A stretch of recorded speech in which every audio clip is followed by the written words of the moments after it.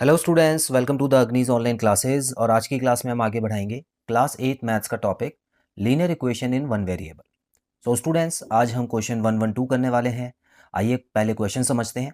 ये questions digit replacement का question है, तो बड़े ध्यान से समझना है स्टूडेंट्स, बहुत इंपॉर्टेंट है। A number consist of two digits whose sum is 9। तो स्टूडेंट्स, यहाँ पर आपको सिंपली बताया गया है कि एक नंबर है जिसमें दो डिजिट है, ठीक है, और उनका अगर आप सम करते हैं, उन दोनों डिजिट को ऐड करते हैं तो कितना आता है? 9 आता है।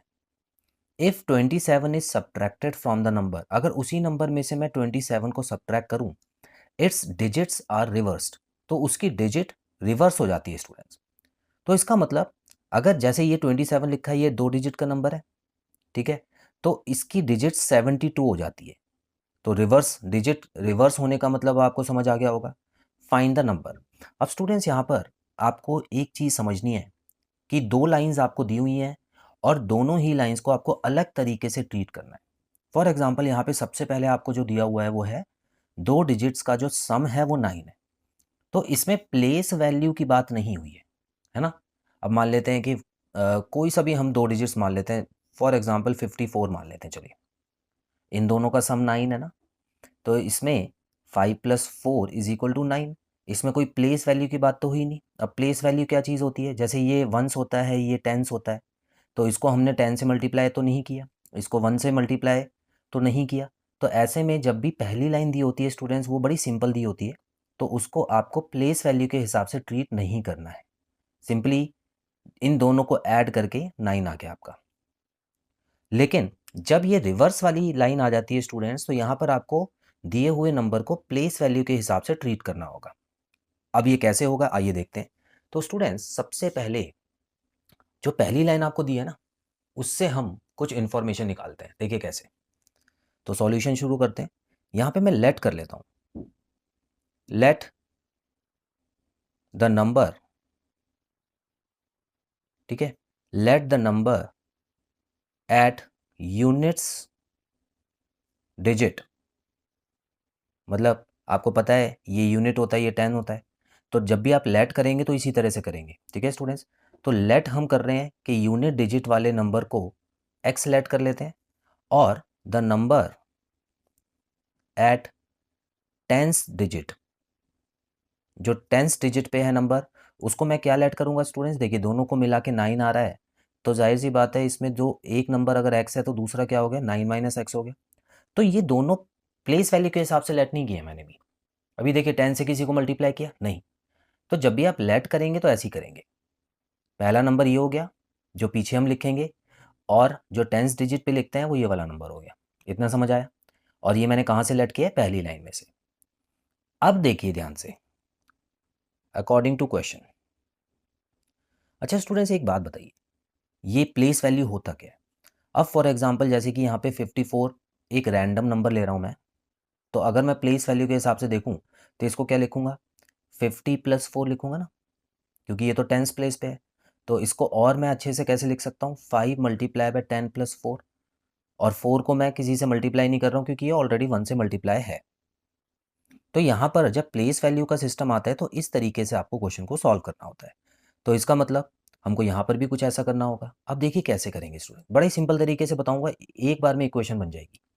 अब हमको पता है ना कि ये यूनिट्स डिजिट है और ये टेंस डिजिट है, हमने लेट ही ऐसे किया है। तो स्टूडेंट्स, यूनिट डिजिट को मैं पीछे लिख दूं, मतलब यूनिट डिजिट हमेशा यहाँ पे दी तो आती है। अच्छा, टेंस डिजिट को मैं यहाँ पे लिख दूं, टेंस डिजिट देखिए यहाँ पे आती। तो ये देखिए, ये अभी सिर्फ डिजिट्स हैं, लेकिन इसकी प्लेस वैल्यू से मैंने मल्टीप्लाई नहीं किया है, जो कि अब मैं करूंगा। तो स्टूडेंट्स, मान लेते हैं कि ये देखिए 10 से मल्टीप्लाई किया ना मैंने, जैसे यहाँ पे 5 को मैंने 10 से मल्टीप्लाई किया था, उसी तरह पहले नंबर को 10 से मल्टीप्लाई किया, और दूसरे नंबर को किसी से मल्टीप्लाई करने की जरूरत नहीं है। तो ये है असली नंबर। अब ये पहले नंबर था। अब क्या बताया जा रहा है students? If 27 is subtracted from the number, तो यहाँ पर अगर मैं 27 को माइनस कर देता हूँ तो ये जो डिजिट्स हैं वो रिप्लेस हो जाती हैं। इसका मतलब है x आज आगे आ जाता है, और 9 - x यूनिट डिजिट पे चला जाता है। x कहाँ पे आ गया? टेंस डिजिट पे।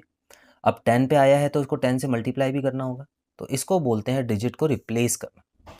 पहले x पीछे था, 9 माइनस एक्स आगे था, इसको 10 से मल्टीप्लाई किया, लेकिन क्योंकि अब डिजिट्स रिप्लेस हो गई हैं तो 10 आगे आ गया है, 10x आगे आ गया है और 9 माइनस एक्स 1 से मल्टीप्लाई हो गए।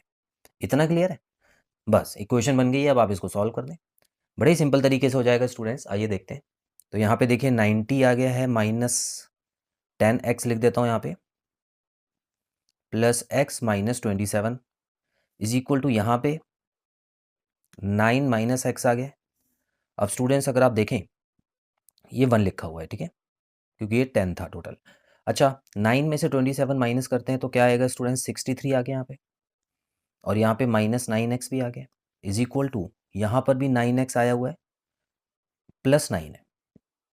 चलिए अब हम यहाँ पे इस तरफ भेज लेते हैं, तो 63 में से जब 9 माइनस होगा और 9 वहाँ पे जाके प्लस हो गया तो ये 18x हो गया स्टूडेंट्स। ठीक है, आगे कैसे बढ़ेंगे, यहाँ पर कितना हो गया 54 हो गया ना स्टूडेंट्स। ठीक है, माइनस होने के बाद is equal to 18 upon x.